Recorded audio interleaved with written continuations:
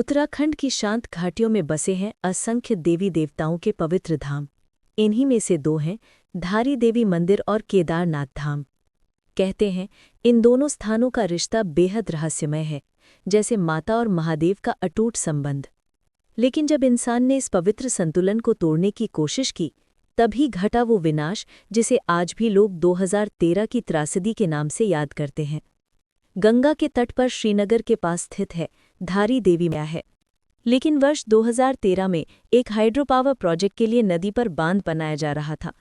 उस प्रोजेक्ट के रास्ते में देवी का मंदिर आ रहा था, इसलिए मंदिर को ऊंचाई पर स्थानांतरित करने का निर्णय लिया गया। स्थानीय लोग, साधु संत सबने विरोध किया। कहा गया कि माता को मत हटाओ वरना अनर्थ होगा, लेकिन किसी ने नहीं सुना। 16 जून 2013 की दोपहर को भारी मशीनों की मदद से धारी देवी की मूर्ति को उसके मूल स्थान से हटा दिया गया और उसी शाम प्रकृति ने अपना विकराल रूप दिखाना शुरू कर दिया। अचानक आसमान से मूसलाधार बारिश बरसने लगी, पहाड़ों में ग्लेशियर पिघलने लगे, नदियां उफान पर आ गईं और रात होते होते उत्तराखंड का स्वर्ग नर्क बन गया। केदारनाथ घाटी में चौराबाड़ी झील फट गई।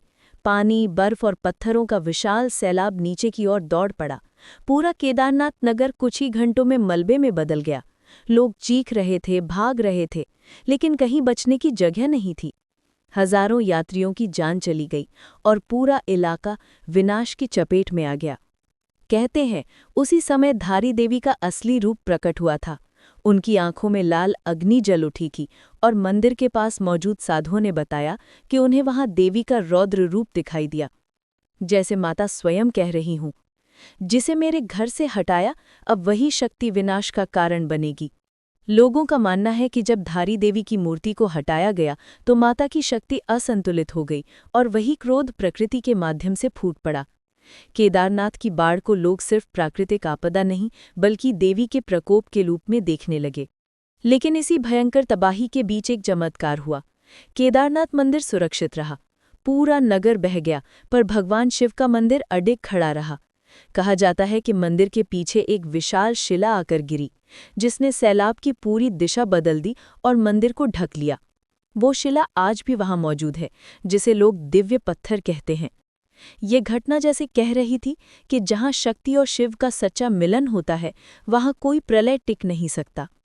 कुछ विद्वान कहते हैं कि ये सब केवल संयोग था, बाढ़ एक प्राकृतिक घटना थी, लेकिन आस्था रखने वाले मानते हैं कि ये कोई साधारण आपदा नहीं थी, क्योंकि जिस दिन माता को हटाया गया उसी दिन ये प्रलय क्यों आई, और क्यों उसी रात जब मंदिर टूटा तो भगवान शिव का धाम बचा रहा। शायद ये संयोग नहीं था, बल्कि भगवान शिव और धारी देवी दोनों की चेतावनी थी कि प्रकृति और धर्म के नियमों से खिलवाड़ मत करो। आज जब कोई केदारनाथ जाता है तो वो मंदिर के पीछे उस पत्थर को देखता है और कुछ पल के लिए मौन हो जाता है, क्योंकि उस पत्थर में आज भी वो चमत्कार बसा है जिसने लाखों को हैरान कर दिया। और जब कोई धारी देवी मंदिर में जाता है तो उसे महसूस होता है कि माता आज भी उसी शक्ति से वहां विद्यमान है, मानो वो सब कुछ देख रही हूं लेकिन अब शांत है। ये कहानी हमें एक संदेश देती है, प्रकृति और आस्था के नियम अटूट हैं। जब इंसान अपने स्वार्थ के लिए उन्हें तोड़ता है तो वही शक्तियां विनाश का रूप ले लेती हैं।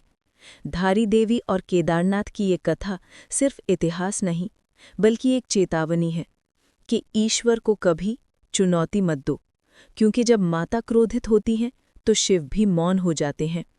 अगर आपको ये कहानी पसंद आई हो तो कृपया चैनल को लाइक करें, शेयर करें और सब्सक्राइब ज़रूर करें। धन्यवाद। हर हर महादेव।